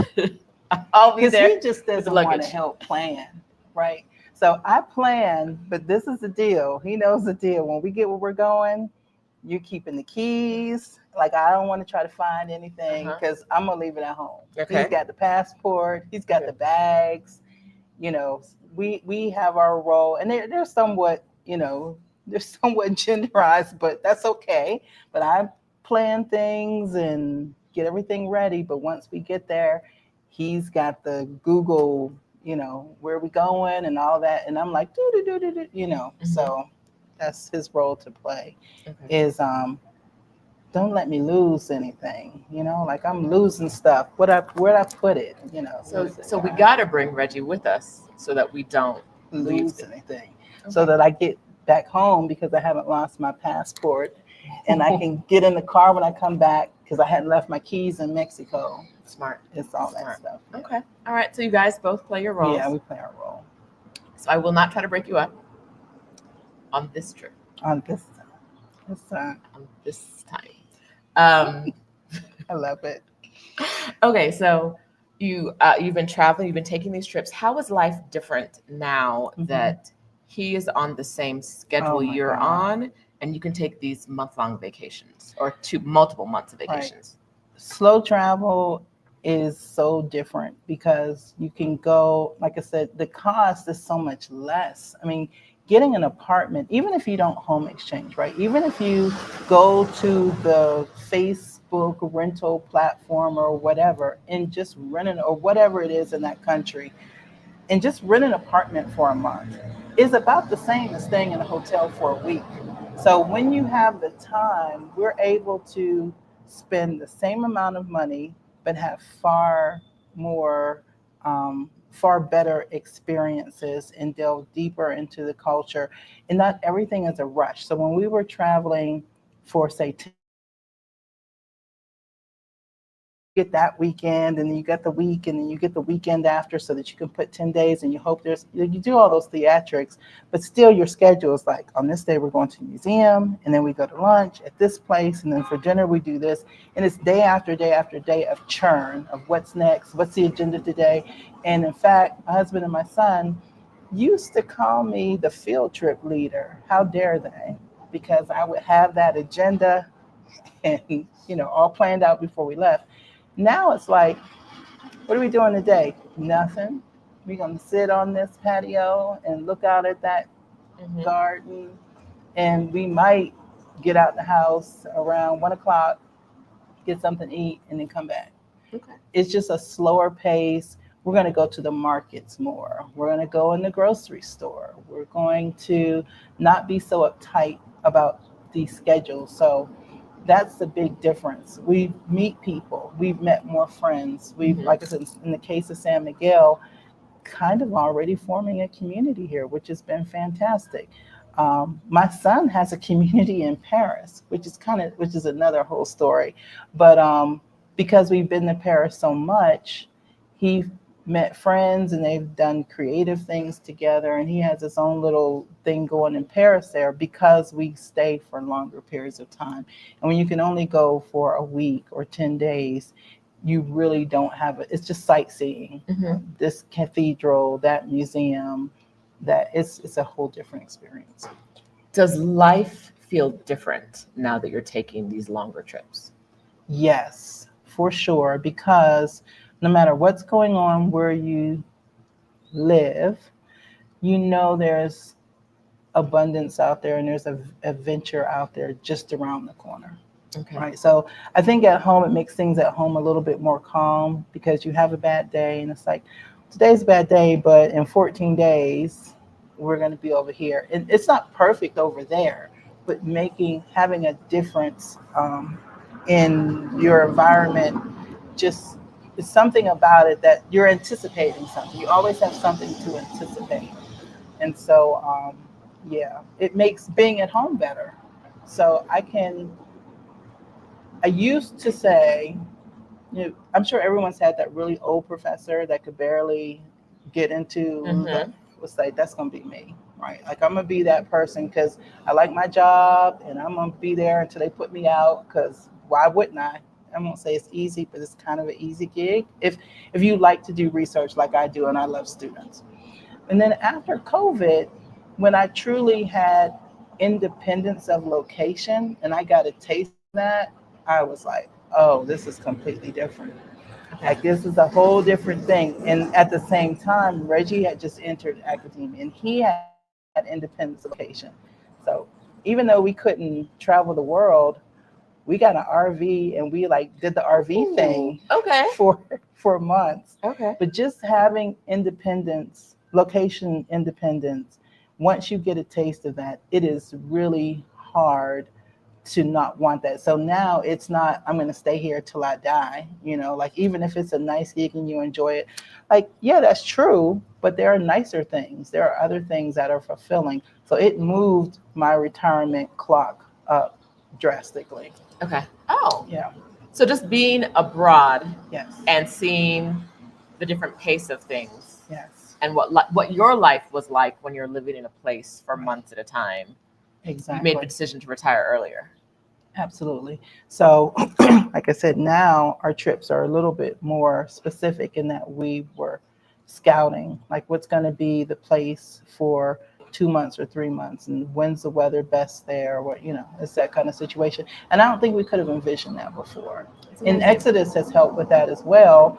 The term bop around, like that's like a normal term that, you Mhm. use in the house now because after so many videos and stuff, it's like, yeah, I think that kind of feels right for now. I don't know about later, but that feels right for now.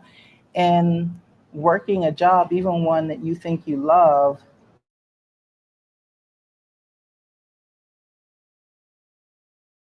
are doing our thing. Okay. Now, earlier you mentioned that your plan for retirement involves multiple locations. Hmm. Can you share some of those locations with us? Right. So at this point, um, certainly San Miguel, and probably San Miguel for the most time. Okay. Um, France, because we've grown to love it there, and it really was, and probably, well, it really was Reggie's first choice. Okay. And he should have something. And he should he have likes. something. Although he does not say he doesn't like San Miguel. Right. He loves San Miguel, but Yes. France is in the picture. And then if, and this is a big if, the U.S. feels safe, Mm-hmm. right, and we don't feel like, so the part in the U.S. is dependent on what's going on in the U.S. Okay. Right. If so for us that's a question mark. So if it is the U.S., it's probably back in New Orleans. Okay. Did It is you guys live in New Orleans for a while? No, Or you've only had okay. part time, but it's probably in Myrtle Beach. Okay. Mhm. All right. So, um, Mexico and San Miguel, which I was talking to a friend yesterday about how different it is. Like when I first started coming to San Miguel in 2018, I could be here for a week and not see another Black person. Mm. And now I'm walking through the street and I hear my name. Like, wait, I've got my invisibility cloak on. What's Nope. what's going on? And you ran into Tracy at brunch. Something like there's just a really vibrant community here. Is that part of the reason that you? Oh, no doubt. Okay. I mean, the Trailblazers did their job, and then they went on YouTube and talked about it, right? Okay. So again, Mexico was not on our list, and it was literally um, Piggy Girl Travels the World and Rashida Dow. Like that was our introduction Mm-hmm. to, oh man, Mexico, this is looking Mm-hmm. good. And then the Yarboroughs, and then they came to San Miguel. Um, and on the Yarborough show, we saw Danielle, and I can't remember Danielle's husband. We met him last night. And then, of course, then the YouTube, being YouTube, starts to feed you more content Mm-hmm. in that way. I was already watching the Vicarious videos. And so it just, now YouTube thinks that we just want San Miguel and Exodus all day. So And you do. we Hello, do. welcome. If you're not getting that all So, day, fix your algorithm. Thank you. Bye. and um, it's so weird. Like I always say, we're like YouTube fans. It's like you think you know people, you know you don't, but you see once you've seen 20 videos from someone, you have a general idea about about them, and then you see them. It's like, oh, I don't want to fangirl, but I know you from YouTube. But so yeah, that's been nice. But it's been the content creators in Okay. San Miguel that Okay. are building the community that is here. So thanks to all of you for doing that, because it's making a difference. So the content creators got you here, but Yes. that's not what's keeping you here. No, I mean San Miguel. I made the comparison. It was in similarities. It's an old city, like the European city. So there's the history. It's a beautiful city. The climate. We thought Mexico City was going to be our place. We really did. And then we went there, and we did. We loved it. And then I heard about the earthquakes. Now, as someone who splits their time between a hurricane place and another hurricane place, and we're always ducking hurricanes, we're like, no more natural disaster places. So, and then we heard, and then when we visited Mexico City, we tried to make appointments to see places to live, and we weren't getting anyone to call us back. Like real estate agents, Real estate homeowners weren't agents, calling- and yeah. they weren't calling us back.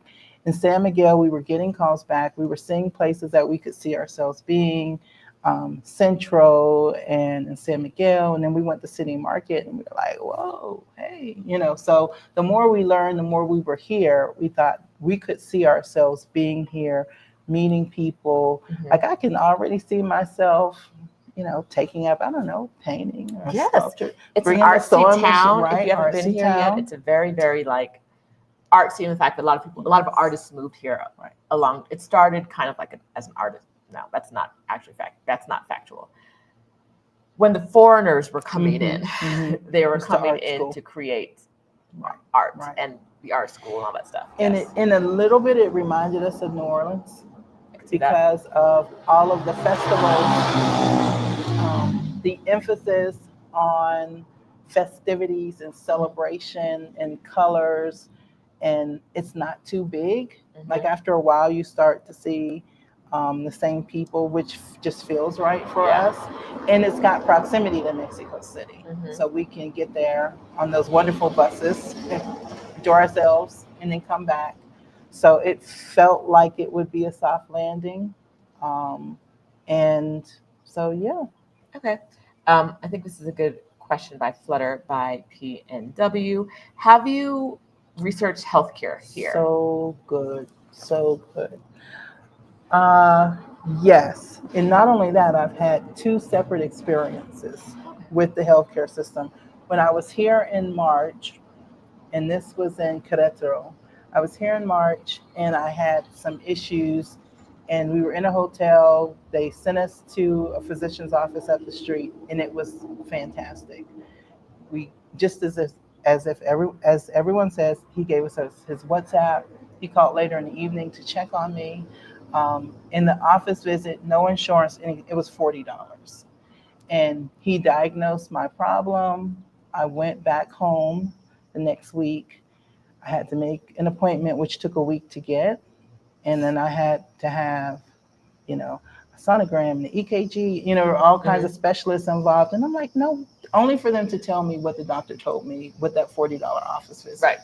So I thought, no wonder it's so expensive. There's so much business baked into it. Everybody's got to get their piece.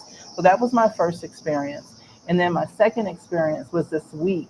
I actually, last week I had some dental work done, that some very expensive dental work, which was literally half. It was less than half even after my health insurance would have been in Okay. the US. And it was a doctor trained in the US, not that that's the all in and be all, but he had perfect English. He's got all his American degrees on the wall. And I had a very good experience. And in fact, he needed to check on me. And tomorrow we're going to be running around with the immigration stuff. He let me come on a Saturday. Like he was in his clothes, his regular street clothes. Mm-hmm. He looked in my mouth, and after I was done, he saw me pick up my phone and he said, "Are you calling an Uber?" I said, "Yes." He said, "I'll take you home." The doctor, not the doctor, the dentist took When me have home. you been in your dentist car And he took you home.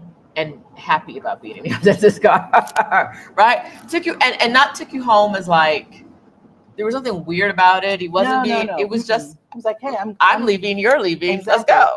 I'll just take you home." And I was stunned. So yes, two different. And in the ASAP program, there is a group for healthcare. I joined that, and I got some information for someone for health insurance for when we need it. Right now, we have travel insurance, and so I already know what that's going to look like when we get here. For us to wrap this up, I hope you enjoyed me and It's Darlene been today. lovely. It's been such a good time. Such a I good knew it was to be a time. great conversation. She was a little listen, when I asked her, I'm I like, could see in her who? eyes, like, Why? you're What? not gonna make me do this. What am I talking about? But here again? we are. Okay, We talking about before something? we're talking about something, before we get out of here, what is something we haven't said that you want people to know? Ooh, we haven't said. I want people to know. Let's see Mhm. here. You have notes? I told you I'm an academic. She got notes. I have 4 lines of notes. She got at least 4 paragraphs. Preparation, planning.